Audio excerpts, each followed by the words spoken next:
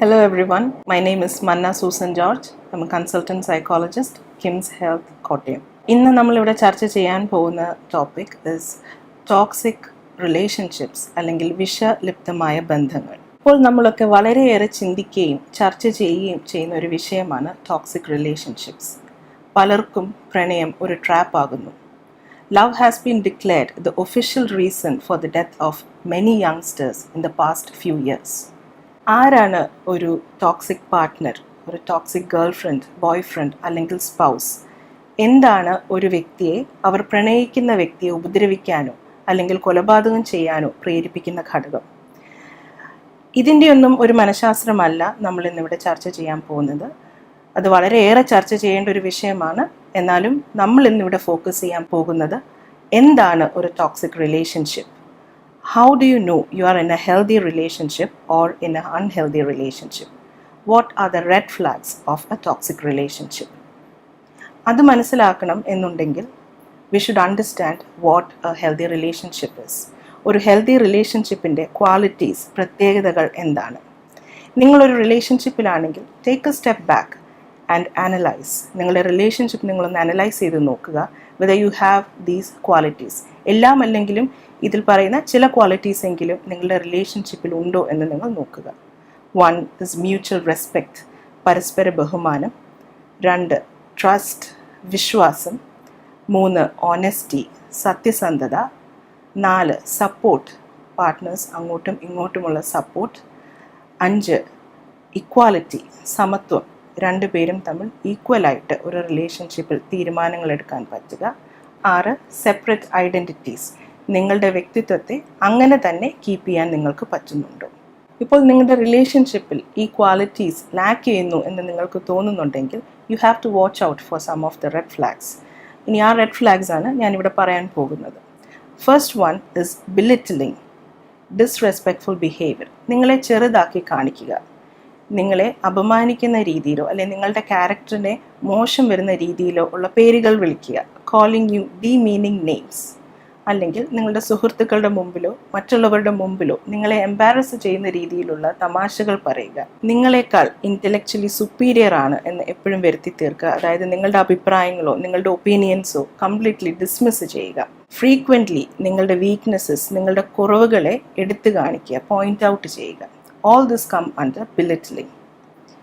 രണ്ടാമത്തെ ഉള്ള red flag ആണ് കൺട്രോളിങ് ബിഹേവിയർ. കൺട്രോളിങ് ബിഹേവിയർ എന്ന് പറയുമ്പോൾ നിങ്ങളുടെ ഡ്രസ്സ് ചെയ്യുന്ന രീതി, അല്ലെങ്കിൽ നിങ്ങൾ സംസാരിക്കുന്ന രീതി, നിങ്ങളുടെ ഹാങ് ഔട്ട് ചെയ്യുന്ന ഫ്രണ്ട്സ്, നിങ്ങളുടെ ഫാമിലി, എല്ലാത്തിൽ നിന്നും നിങ്ങളെ അകറ്റി നിർത്താൻ ശ്രമിക്കുക, കൺട്രോൾ ചെയ്യുക. നിങ്ങൾ എന്തെങ്കിലും കാര്യത്തിൽ ഡിസഗ്രി ചെയ്യുകയാണെങ്കിൽ നിങ്ങളോട് അമിതമായി ദേഷ്യപ്പെടുക, നിങ്ങളെ ഭീഷണിപ്പെടുത്തുക, അല്ലെങ്കിൽ അവരുദ്ദേശിക്കുന്ന രീതിയിലുള്ള കാര്യങ്ങൾ ചെയ്യുന്നില്ല എന്നുണ്ടെങ്കിൽ പണിഷ്മെൻറ്റ്സ് തരിക. ഇതെല്ലാം കൺട്രോളിങ് ബിഹേവിയറിൽ പെടും. അല്ലെങ്കിൽ അമിതമായ ജലസി, പൊസസീവ്നെസ്, നിങ്ങളുടെ ക്ലോസ് ഫാമിലി, ഫ്രണ്ട്സ് എന്നിവയിൽ നിന്നും അകറ്റി നിങ്ങളെ ഒറ്റപ്പെടുത്തുക, അല്ലെങ്കിൽ അവരെ തന്നെ ഉപദ്രവിക്കുന്നതായിട്ട് ഭീഷണിപ്പെടുത്തുക. They threaten to self-harm. All these come under controlling behavior. മൂന്നാമത്തെ red flag is lack of humility. നിങ്ങളെ മാനസികമായോ ശാരീരികമായോ ഉപദ്രവിക്കുക. ചിലപ്പോൾ അപ്പോളജൈസ് ചെയ്യാം, എന്നാലും അവരവരുടെ ബിഹേവിയർ ഒരിക്കലും മാറ്റുകയില്ല. അതുപോലെ തന്നെ claim that they are doing this for your own good. അവരുടെ മോട്ടീവ് ഗുഡാണ്, നിങ്ങളുടെ നന്മയ്ക്ക് വേണ്ടിയാണ് ഞാനത് ചെയ്യുന്നത്, അല്ലെങ്കിൽ നിന്നെ ഞാൻ വളരെയേറെ സ്നേഹിക്കുന്നത് കൊണ്ടാണ് അങ്ങനെ ചെയ്യുന്നത് എന്ന് വരുത്തി തീർക്കുക. അല്ലെങ്കിൽ അതുപോലെ തന്നെ വളരെ ഇമ്പോർട്ടൻ്റ് ആയിട്ടുള്ള ഒന്നാണ് something called gas lighting.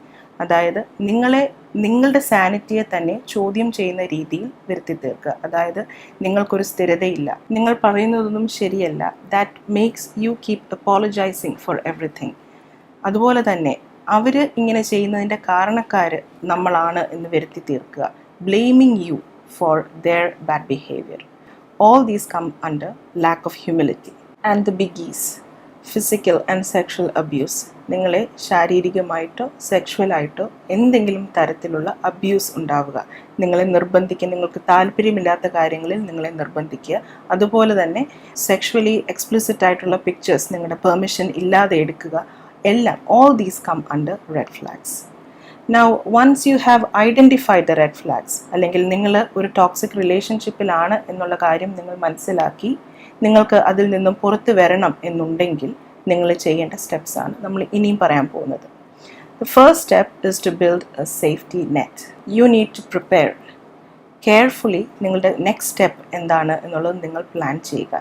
And always give priority to your safety. അതിന് വേണ്ട കാര്യങ്ങൾ എന്താണ് എന്നുള്ളത് ആദ്യം ഫൈൻഡ് ചെയ്യുക, അതിനനുസരിച്ച് ബാക്കി കാര്യങ്ങൾ നിങ്ങൾ അറേഞ്ച് ചെയ്യുക. Second step is to let someone know. നിങ്ങൾ ഏതവസ്ഥയിലാണ് എന്നുള്ള കാര്യം നിങ്ങൾ വിശ്വസിക്കുന്ന, നിങ്ങൾ ട്രസ്റ്റ് ചെയ്യുന്ന ആൾക്കാരുമായിട്ട് നിങ്ങൾ ചർച്ച ചെയ്യുക. അത് നിങ്ങളുടെ ഫാമിലി ആകട്ടെ, ഫ്രണ്ട്സ് ആകട്ടെ, അല്ലെങ്കിൽ നിങ്ങളുടെ കോവർക്കേഴ്സ്, ടീച്ചേഴ്സ്, നിങ്ങൾ റെസ്പെക്റ്റ് ചെയ്യുന്ന ആരുമാവട്ടെ, അവരുമായിട്ട് നിങ്ങൾ ചർച്ച ചെയ്യുക. Because you will need their support. നിങ്ങൾ കടന്നു പോകുന്ന എന്താണോ അതിൽ കൂടി കടന്നു പോകാൻ ഉള്ള ബലം വേണമെന്നുണ്ടെങ്കിൽ യു നീഡ് സപ്പോർട്ട്. ഇനിയും ആവശ്യമെങ്കിൽ seek for professional help. There are mental health professionals, counsellors, psychologist, therapist എല്ലാവരുമുണ്ട്. നിങ്ങൾ അവരുമായിട്ട് ചർച്ച ചെയ്യുക. They will help you to go through it and they will guide U.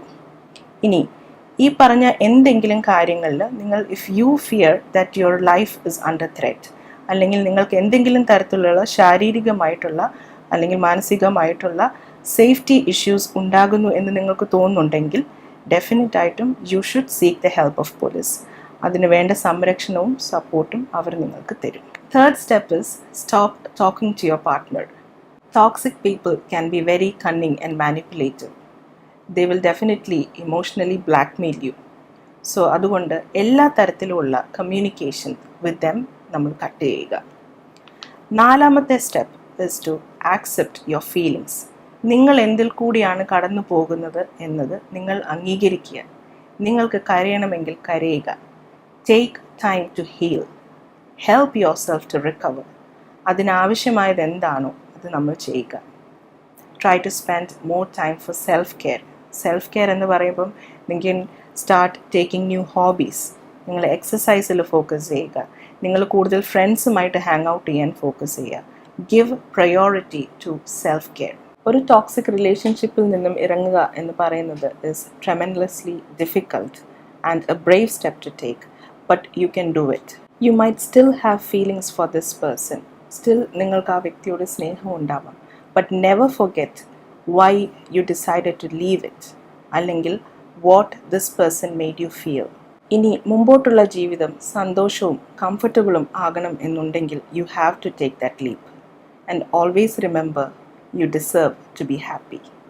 Thank you.